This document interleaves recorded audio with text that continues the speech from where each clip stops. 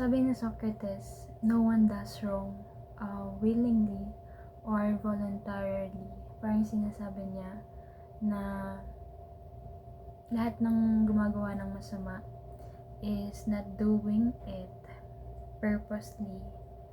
They're just doing it out of ignorance, or parang sinasabi niya na they don't have control over doing wrong or doing evil.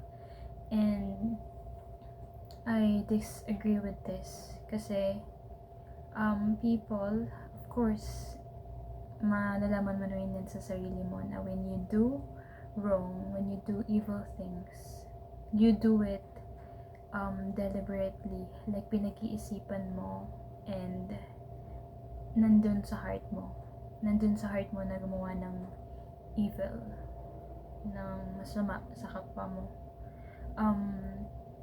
So what he said is wrong. Every evil thing na ginagawa ng tao sa mundong to ay somehow pinag-isipan nila. Of course, actually, yung iba pinagpaplanuhan.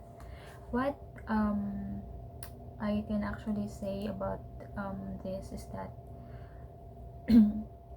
sometimes people do evil or nakakagawa sila ng masama kasi they don't have the strength to fight it.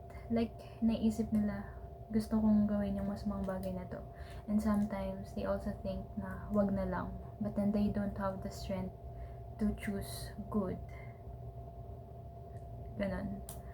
Or sometimes, gusto mong gawin yung mabuti over doon sa masamang bagay. Pero again, parang mas madaling gawin yung masama kaysa sa mabuti.